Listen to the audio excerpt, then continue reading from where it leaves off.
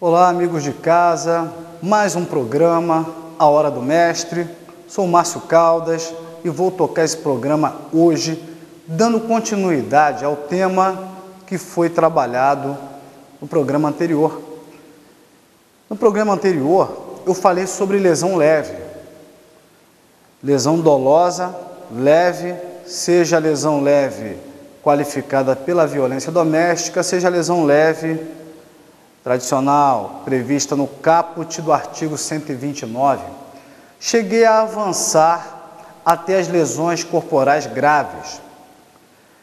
Quando eu tratei desse tema, lesão corporal grave, eu tratei da lesão corporal grave quando da agressão resulta incapacidade para as ocupações habituais, que é a primeira figura da lesão grave.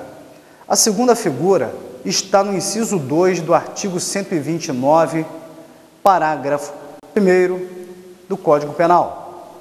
Está dizendo lá que a lesão vai ser grave e a pena vai ser de 1 a 5 anos de reclusão se daquela lesão corporal provocada resultar perigo de vida.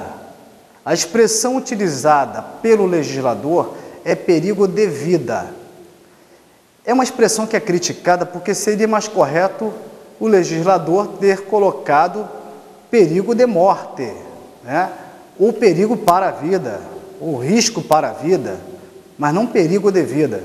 De qualquer maneira, a interpretação que se dá é que o que vai qualificar o crime de lesão corporal é o fato de, em razão das agressões, o indivíduo correr o risco de morrer. Então, Caio e Tício estão discutindo e o Caio pega um pedaço de madeira e desfere um golpe na cabeça de Tício. Tício desmaia, bate a cabeça de novo, só que agora no chão. Isso causa um traumatismo crânioencefálico de pequena monta, provoca uma hemorragia, a pessoa é socorrida, fica em coma, mas depois ela acaba se recuperando. Então, não houve uma morte e nem parecia ser a intenção do indivíduo querer matar, porque se Caio quisesse matar o Tício, continuaria dando os golpes, ele não foi impedido. Ele, com a cabeça quente, efetuou o golpe, viu a besteira que fez, parou. Mas aquela agressão levou a vítima a correr o risco de morrer. Então, esse resultado, perigo de morte, que a lei chama de perigo de vida, qualifica o crime de lesão corporal. Ainda que, passado o tempo de recuperação, a vítima fique totalmente 100%. Ilesa ou, como prefere alguns, ilesa. Bom, outro resultado que torna grave a lesão corporal, fazendo com que de 3 meses a 1 ano a pena passe a ser 1 ano a 5 de reclusão, é quando daquela agressão provoca o resultado debilidade permanente de membro, sentido ou função. Debilidade permanente significa que o membro, o sentido e a função não foram perdidos, mas agora funcionam mal, funciona de forma debilitada. Não precisa ser uma debilidade vitalícia, perpétua, tem que ser uma debilidade permanente. Tá? Então, o que seria debilidade permanente de membro, sentido ou função? O indivíduo deu tanto golpe no braço da pessoa que a pessoa acabou perdendo o movimento da mão, movimenta de forma débil, de forma debilitada. A pessoa agora anda de forma, está mancando, não está conseguindo mais realizar aquela atividade de atleta que realizava, por causa da agressão. Então, essa debilidade permanente de um membro é quando a pessoa continua tendo o membro, ele continua funcionando, mas funciona mal. Debilidade, por exemplo, da função mastigatória. Em razão da agressão, a pessoa perde um dente.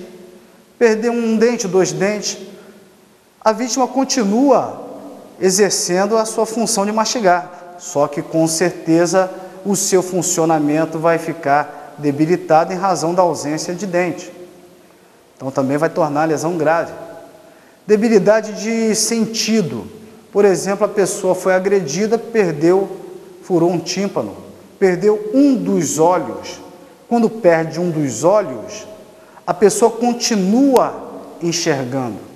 O sentido da visão continua funcionando, mas funciona mal, funciona com a sua capacidade reduzida, uma vez que você perdeu um olho.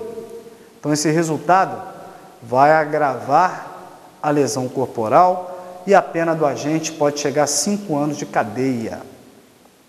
Um outro resultado que qualifica como lesão grave o crime de lesão corporal é quando aquela lesão corporal provoca aceleração de parto. Então, pressupõe que a vítima está grávida e que o agente sabe que essa vítima está grávida e que esse agente não tem o dolo de interromper a gravidez. Tem muito companheiro, marido, namorado que são covardes, que mesmo querendo aquela gravidez, mesmo desejando aquela gravidez, ele é agressivo e agride a esposa, não para interromper aquela gravidez, não para provocar o aborto, mas é porque ele é agressivo, é uma cultura machista idiota. Ele agride a esposa, a companheira, a namorada, e em razão dessa agressão, isso provoca a aceleração do parto.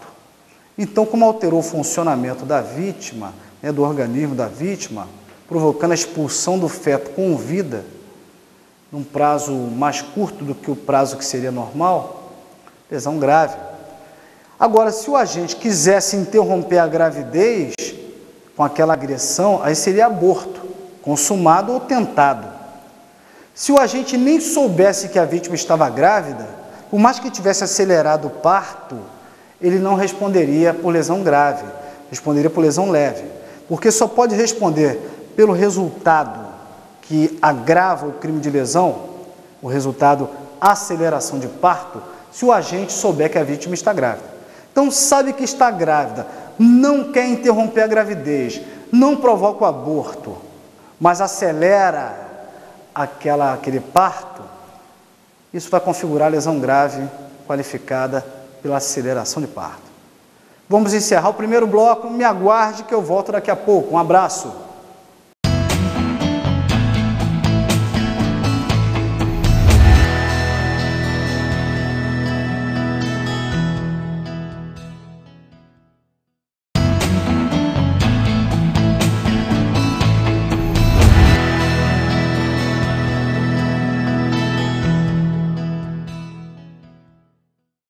Estamos de volta com o segundo bloco do programa de hoje, A Hora do Mestre. Encerramos o primeiro bloco falando sobre os resultados que tornam o crime de lesão corporal grave. Agora vamos trabalhar com os resultados previstos no parágrafo 2º do artigo 129, porque nesse parágrafo 2º nós temos os crimes, os resultados que torna a lesão corporal, que a pena é de 3 meses a 1 ano, em lesão corporal gravíssima, em que a pena passa a ser 2 a 8 anos, bem mais grave. Então, se acontecer esses resultados que nós vamos anunciar aqui, o indivíduo pode ser condenado a até 8 anos de prisão. A gente chama essa hipótese, essa espécie de lesão corporal como lesão corporal gravíssima, mas essa designação é doutrinária. O Código Penal não fez referência a essa expressão lesão corporal gravíssima. Mas fica aqui a dica para o estudante, para o concurseiro, que os resultados previstos no parágrafo 1º chamamos de lesão corporal grave. Os resultados previstos no parágrafo 2º chamamos de lesão corporal gravíssima. Agora, essa distinção não está na lei, não está no Código Penal. O Código Penal trata tudo como lesão grave. Primeiro resultado que torna a lesão corporal gravíssima é quando das agressões, da lesão provocada, a vítima fica com incapacidade permanente para o trabalho. Então, aqui, a vítima não está apenas incapaz para as ocupações habituais, está incapaz permanentemente para o trabalho. E uma dúvida que se instalou e que por muito tempo foi ponto de discórdia, até que houve um entendimento majoritário, embora tenha um minoritário, é o seguinte: para qualificar a pena do agressor, para que eu possa, ao invés de condená-lo à pena máxima de 1 ano, condená-lo à pena máxima de 8, essa incapacidade permanente para o trabalho tem que ser incapacidade permanente para o trabalho que ele exercia anteriormente ou para qualquer tipo de trabalho. Vou dar um exemplo. Vamos imaginar que a vítima seja um pianista e use então os dedos para poder exercer sua profissão, manusear seu instrumento. Mas com as agressões, a vítima perde os movimentos do dedo. Isso inviabiliza que a vítima exerça o trabalho que ela exercia antes, como pianista, mas não a impede de exercer um outro trabalho, professor, sei lá, balconista, advogado, o que for. Impede apenas para a profissão anterior. Depois de muito discutir, o que prevaleceu é o entendimento que o que vai tornar a lesão leve em lesão gravíssima é se a lesão provocar uma incapacidade permanente para qualquer tipo de trabalho. Isso quer dizer o seguinte, olha, o entendimento que predomina é que se a vítima ficou incapaz apenas para o trabalho de pianista, a lesão é leve. Agora, se ficou incapaz para qualquer tipo de trabalho, aí sim que é lesão gravíssima. Esse entendimento que predomina, ele não é unânime, não é um ponto pacífico, mas é o que predomina. Ele é criticado por quê? Porque é como se dissesse, olha, esse parágrafo 2º, inciso 1, é letra morta.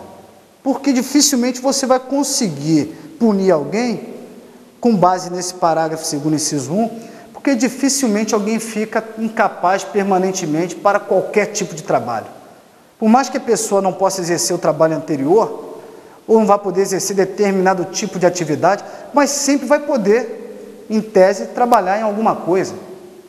Logo, se você exigir que só pode punir com 8 anos, se ficar completamente incapaz para qualquer trabalho, dificilmente vai conseguir condenar alguém com base nesse inciso 1. Então, a discussão está aí. Vamos avançar. Inciso 2. O inciso 2 é quando essa lesão grave provoca uma enfermidade incurável. Enfermidade incurável, senhores, é aquela doença que a medicina, a ciência médica atual, ainda não disponibilizou cura para essa doença. Então, pode ser qualquer doença. Eu quero passar, por exemplo, uma tuberculose de uma espécie que é incurável.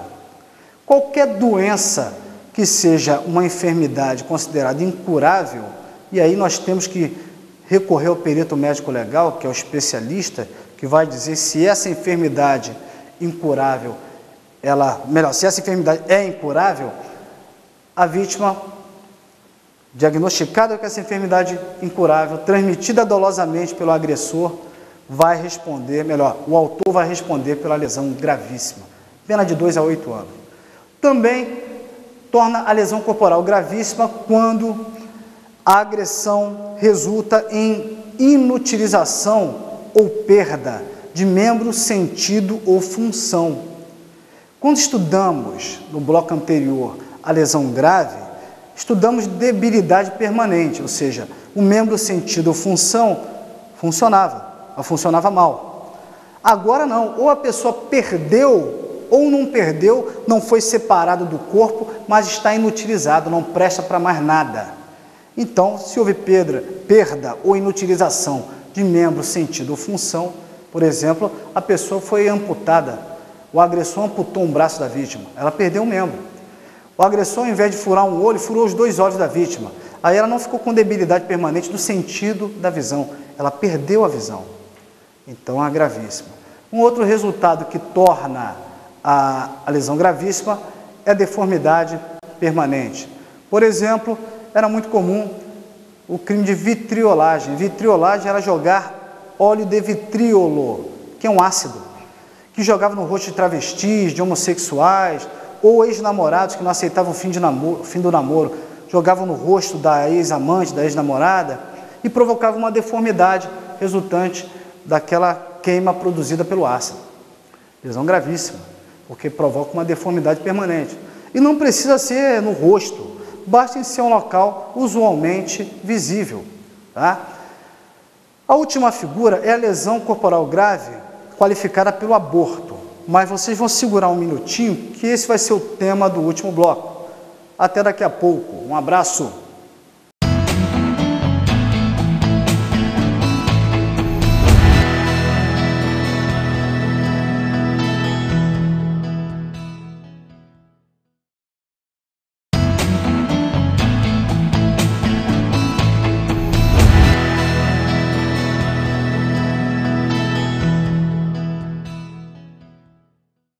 Estamos de volta com o último bloco do programa de hoje.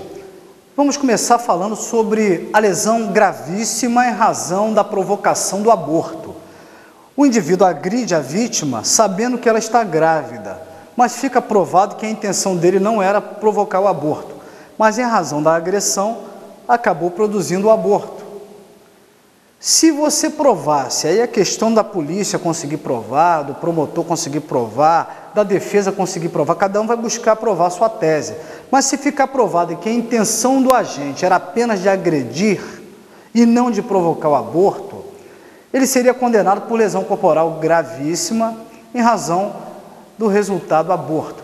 Mas se ficar demonstrado que ele quis o resultado aborto, ou ele quis, ou pelo menos assumiu o risco de provocar o aborto, ou seja, atuou com dolo eventual de produzir o resultado, vai ser condenado pelo crime de aborto. Então, o juiz vai ter que ter muito cuidado para saber se aquele resultado aborto foi fruto do plano do agente, ou seja, ele teve vontade e consciência de produzi-lo, nesse caso ele será condenado pelo crime de aborto, ou se esse resultado aborto não foi querido e o agente não era indiferente, ele não estava nem aí. A gente vê que tem pais que desejam ter o filho que a mulher espera, mas é agressivo e acaba agredindo a mulher, dá um empurrão, dá um soco no rosto. Aí, se ficar demonstrado que realmente não queria produzir o aborto, lesão corporal grave seguida de aborto.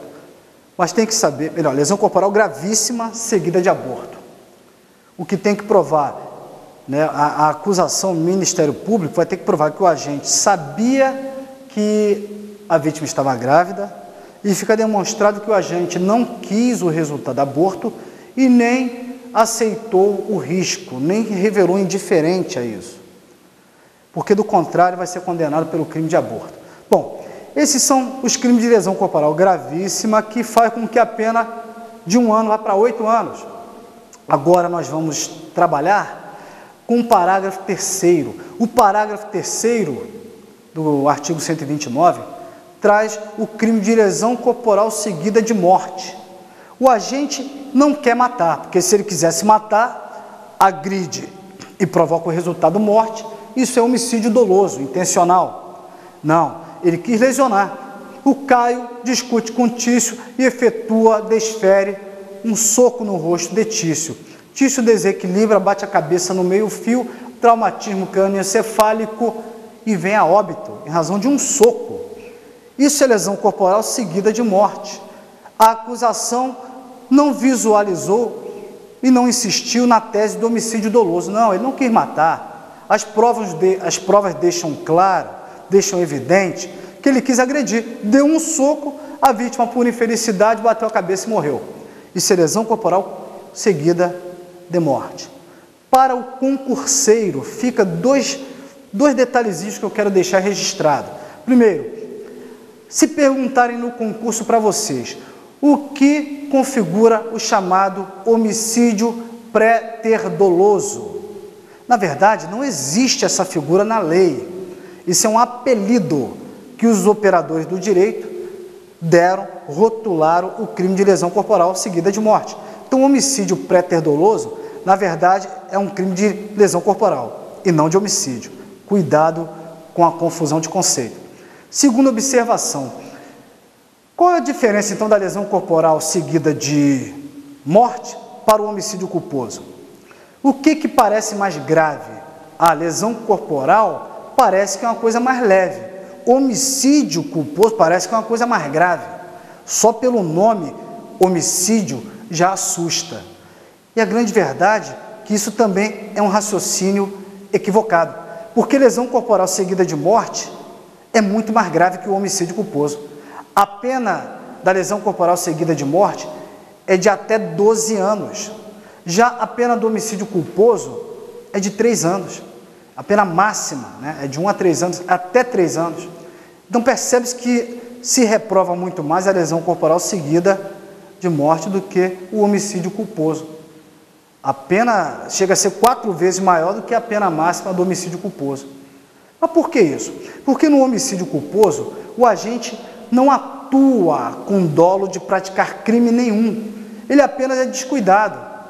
Ele está tentando colocar um vaso na sacada do prédio, um vaso de planta com terra pesado, e não toma cuidado, esbarra, o vaso se projeta para o chão, para o térreo, cai na cabeça de um transeunte, de um pedestre, que vem a óbito. Esse indivíduo descuidado, ele acabou provocando a morte por culpa, mas inicialmente o único plano que ele tinha era de ornamentar a sua casa, e não tinha dolo de agredir ninguém. Na lesão corporal seguida de morte é diferente, ele tem um dolo inicial de agredir, de provocar uma lesão, e tem culpa no resultado mais grave. Então você percebe que a conduta é mais reprovável. Então uma coisa é eu querer agredir alguém, mas não querer matar, mas acabar matando. Isso tem um grau de reprovação. Outra coisa é eu não querer agredir ninguém, mas eu ser imprudente, negligente, imperito, em outras palavras, faltar com um dever que nós temos de ser cuidadosos e provocar essa morte. Então, homicídio culposo não há dolo inicial de praticar crime nenhum. Na lesão corporal seguida de morte, há o dolo inicial de provocar uma lesão. Melhor, o plano inicial do agente é provocar uma lesão, ou seja, praticar um crime de lesão corporal dolosa, mas acaba provocando a morte. Para a gente finalizar o nosso bate-papo aqui, só fazer uma distinção. A lesão que nós trabalhamos até agora foi lesão dolosa, ou seja, vontade e consciência de provocar a lesão. Existe a modalidade da lesão culposa, artigo 129, parágrafo 6º do Código Penal, que a pena é de 2 meses a 1 ano. Agora, se essa lesão culposa foi provocada por um indivíduo que foi imprudente, negligente ou imperito na condução de um veículo automotor, ele não vai ser condenado pela lesão culposa do Código Penal, que está lá 2 meses a 1 ano. Se a lesão corporal que ele produziu de forma culposa, em razão da imprudência, negligência e imperícia, foi durante a condução de um veículo automotor, ele vai ser condenado pela lesão corporal do artigo 303 da Lei de Trânsito. Lei de Trânsito é a Lei 9.503 de 1997, que aprovou o nosso Código de Trânsito brasileiro. E lá prevê 6 meses a 2 anos de pena. Então, a lesão corporal culposa do Código Penal, a pena máxima é de 1 ano. Mas a lesão corporal culposa na condução de veículo automotor, segundo o Código de Trânsito, a pena é de 6 meses a 2 anos. É o nosso bate-papo por hoje. Fiquem com Deus, procure o nosso curso, A Hora do Mestre, que eu quero ajudar vocês a passarem no concurso público. Fiquem com Deus e até o próximo programa. Um abraço.